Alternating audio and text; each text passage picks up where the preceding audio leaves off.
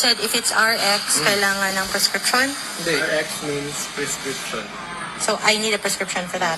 For me, my license is already there. No, this is not an antibiotic. If ever you try, just Google what's the meaning of RX without RX. I am here right now in Capital Care Pharmacy, Landers. Bilang isang healthcare worker, I stand with the pharmacist kasi ginagawa lang naman niya ang trabaho niya. Feeling niya, nung in-upload niya sa internet, siya ang kakampihan ng mga tao. Pero nagkakamali siya. Ang kinampihan ay ang pharmacist, which is, ginagawa lang naman niya ang trabaho niya. And hindi talaga pwede na bumili ng mga regulated na medications without prescription. Kaya I stand once again with the pharmacist, kaya panoorin natin. You said if it's RX, kailangan ng prescription? Hindi, RX means prescription. So I need a prescription for that. So you have no RX? If no RX, then it means OTC. For the Who counter, decide the RX? Only, sir. The pharmacists are Giving. without prescription. Then they're trying to go for, because for me, my license is already there. So if So ever, you know Rose Pharmacy, Mercury, and Watson, they don't have a license? they are the PA, sir. If they try to give RX, like antibiotics, S2, no, this is not an This antibiotic. is the maintenance medicine, it's not a prescription. if ever you try, just Google what's the meaning of RX. We know, uy, ano, Yes, you said, You cannot sell it. If we go for, Sorry, don't Then- argue with us. Just yes or no. yes or no? then if bigay mo kasi nagbe-video na si ma'am. Oh, Na-live RX book now. Without I RX. am here right now, Capital Care Pharmacy, Landers. Sa rules, things with RX, you need prescription. Pero kung nanan siya na... Sige, paano mo siya? Kasi nag-video. Pag sinabi mo yan, tapos maano pa, ikaw lisensya mo yan. Kailangan. Actually, maintenance mo din siya, ma'am. Nakakalungkot lang kasi may mga ibang tao na porke medyo nakakaangat na sa buhay, hindi na sila marunong rumispeto sa image ng iba. Tinatapak-tapakan na nila, pinapahiya, pa-English pa, tapos medyo nawawala yung essence ng GMRC kasi nga medyo nakakaangat na daw sila sa buhay, di ba?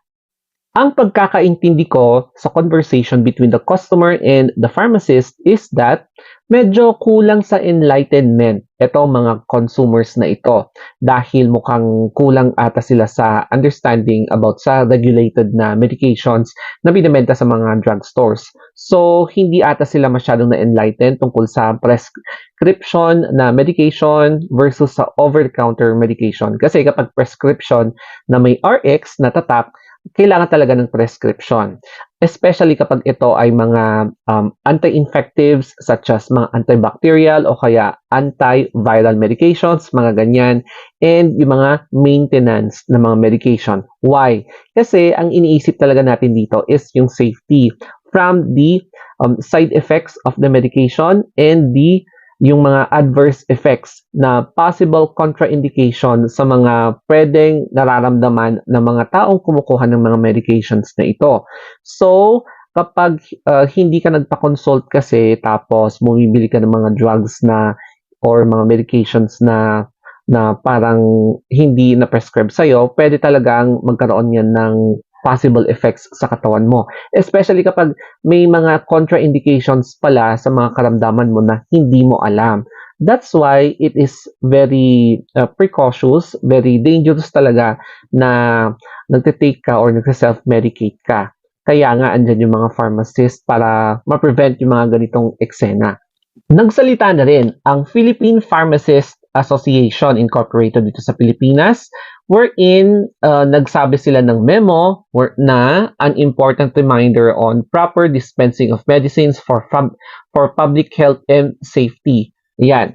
So, ensuring the safe and responsible dispensing of prescription of medication is vital for protecting public health. In the Philippines, meron tayong law, yung Republic Act number 10918, also known as the Philippine Pharmacy Act of 2016, and its implementing rules and regulations to provide clear guidelines regarding the dispensing process, emphasizing the necessity of prescriptions for daily medications. Ayan. So, dito yung tatlo, prescription medicine shall be dispensed only with a valid prescription. Number 2, compounding and dispensing shall be done in accordance with appropriate guidance such as, but not limited to the current good manufacturing practice.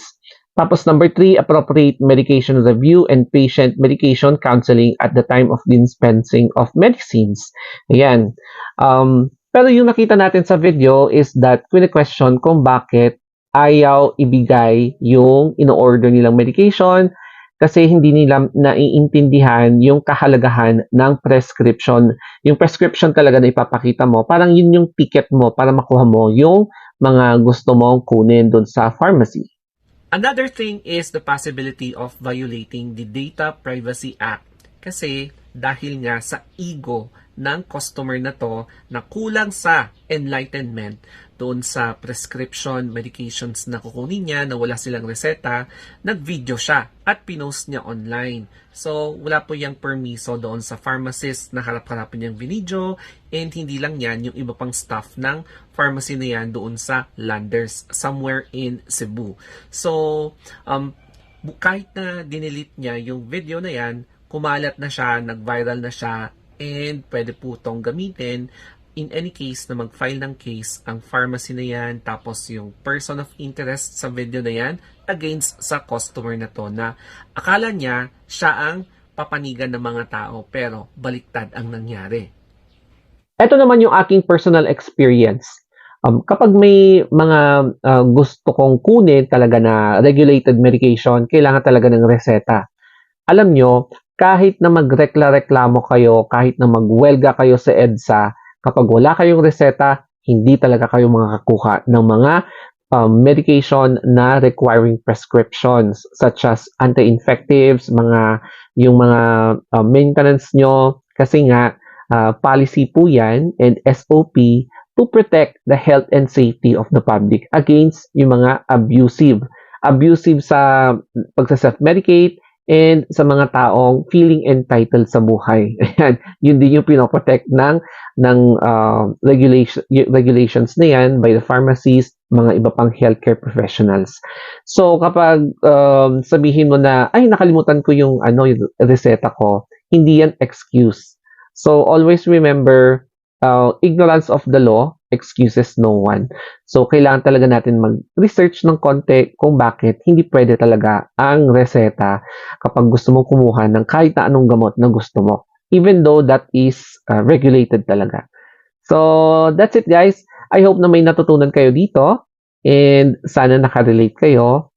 Especially kapag sa mga friends nyong medyo nakatikim na ng konting grasya tapos pati yung ego umangat na rin, yung ganyan, at nakakalimutan na yung GMRC.